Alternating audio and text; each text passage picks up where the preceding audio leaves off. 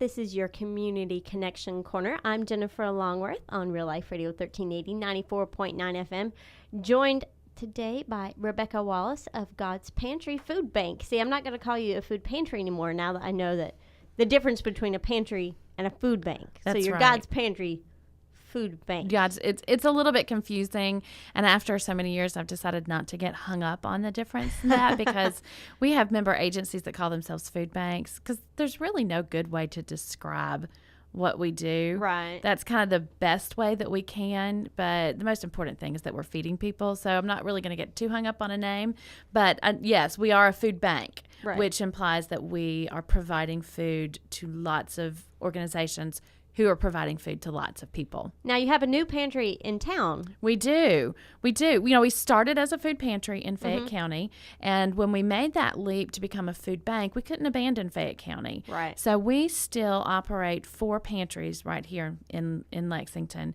and that's a little bit unusual. There's 201 food banks across the country, and most of them don't do their own pantries like that. But we do because that's how we started. And we did just open another pantry. It's on Cambridge Drive here in Lexington. It's in the Cardinal Valley area. Right, yeah. We've had pantries over there before, and for one reason or another, it hasn't worked out. So we're very excited about this. This is a partnership with Community Action Council. Okay. They have given us space in their building. So it's really nice because they're working with people who have needs. So for them to be able to have access to the pantry that's just right downstairs is nice. Oh, wow. So we just opened it this month. And Congratulations. Thank Always you. good to grow, right? It is. And that's an area, you know, we really felt it when we didn't have a pantry there because there is a lot of need in that part of town. Where are your other pantries in town then? We have a pantry at Central Christian Church, which is right downtown. There's one at Broadway Christian Church, which is kind of on the other end of downtown, close to Rep Arena. Right. And then there's one at St. Luke United Methodist Church. Out on Alumni Drive. Yes. Okay. Yeah, so it kind of serves the south side of town, that area. So, yeah, there's not anything over in Cardinal Valley, and that's a need place. Yes. I mean, that's that area. I can see how there would be a need there. There is. There's an extreme need over there. So since we've been open, we're serving anywhere from about 15 to 25 families each evening. That pantry's open in the evening. Oh, okay. Because we know that a lot of people who need food still work because, you know, people who are hungry aren't necessarily people who don't have jobs. So we try to have a variety of times when our pantries are open so people can visit them at a time that's more convenient to them. Makes sense to me. Yeah. You know, if you're working an hourly job and maybe have transportation issues, it's not easy to leave your job and go to a pantry at 2:00 in the afternoon. No, not so much. Yeah.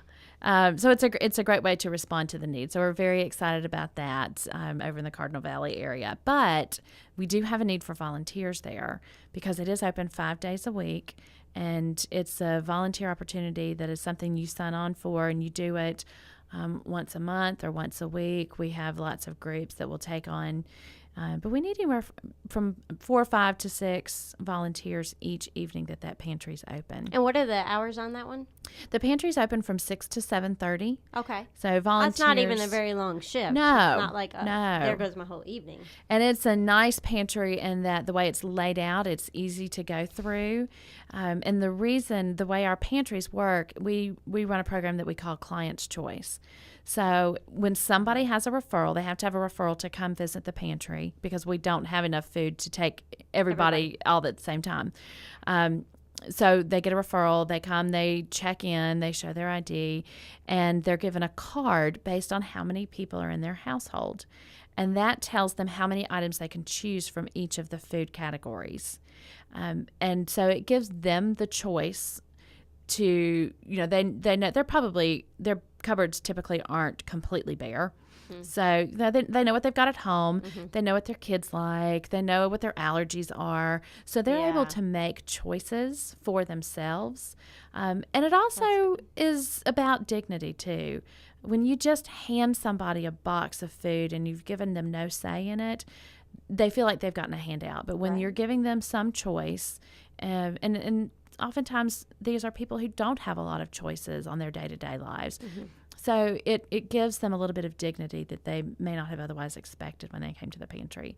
So we need a larger space for folks to be able to walk through and make these choices throughout the pantry. So it's laid out really nice, but it's a really good partnership with Community Action Council and all the volunteers who come to volunteer. But there are still some needs there for volunteers. So what would a volunteer expect? It's like, here I am to volunteer. What the heck do I do? There's different roles that volunteers will play. So there's always one person who works the desk where they're checking folks in. And then the other volunteers work with the clients, take them through the pantry, help them make the choices, reach things, make sure that they understand all the choices that there are there, and in some cases even help them out to their cars or however they're able to get there, whatever mode of transportation they have. That's fantastic. It's a great opportunity to be with people and to really see and understand. It's not stereotypical. I've met people and in pantries who, I just look at them and think, how did you find yourself in this situation? Because I have met so many intelligent, well-mannered, just good people. And we're finding that there are lots of people who are affected by hunger today. Yeah. So it's a great volunteer opportunity. And like an hour and a half a month. Yeah. You have to be there about half an hour before. So it's really, you're committing 2 to 2.5 hours to go there. Once a month, once a week, whatever schedule permits. Well, that's doable for a lot of people. Yeah, it is. In fact, I'm really excited because I'm going to start volunteering there. In fact, my first night to volunteer is this coming Friday. Oh, fantastic. So I'll be there Friday evening, and I'll be working there the fourth Friday of every month, as long as I can. That's awesome. Now, thinking about people with kids, how old do you prefer your volunteers to be in that type of situation? In that type of situation, we'd really prefer to have teenagers. It's a area, that pantry is an area of great need. There's also a higher instance of violence in that part of town. So I wouldn't recommend taking young kids because there's not going to be a lot for them to do. They're not going to be able to lift heavy objects. They might, be in the way if you're helping somebody. So teenagers, I think would be good, probably 16, 17, 18 years old. And I would prefer that they be there with their parents or with another adult that they're working with. Now, what you guys have other volunteer opportunities as well, not just pantries. So can you tell us a little bit about some of the other opportunities you guys have? I'd love to. We have lots of volunteer opportunities. That's just one of them. And all 4 of our Fayette County pantries are run by volunteers. So it's not just that pantry, but that's the one where we need the most help right now. It's new. Because it's new, and you don't have a rotation of people quite yet. And our other pantries are all partnered with churches, and so those churches really take ownership of that, where this isn't a church partnership, so it's been a little bit more difficult to get volunteers. Yeah. But we do have lots of volunteer opportunities at our Lexington facility.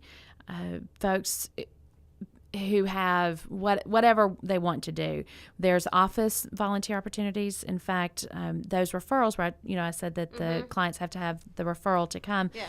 They're volunteers that man those referral lines. Very cool. And those lines are open. We have 4 phones, just a bank of phones, and those are open Monday through Friday from 9 to noon and 1 to 3.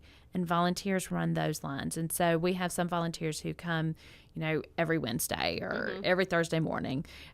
So that's a good volunteer opportunity for somebody who really wants to make a time commitment and say that, yes, I'll be there every week at this time. And it's not heavy lifting. It's a little bit of computer work, and it's a program that we can teach easily. But it's a really good volunteer opportunity, and it's a big help. Then there's lots of opportunities for one-time groups or individuals. Every Tuesday and Thursday evening, we have our pantry is open for volunteers. Our warehouse is open for volunteers to come do repack or food sort. Okay.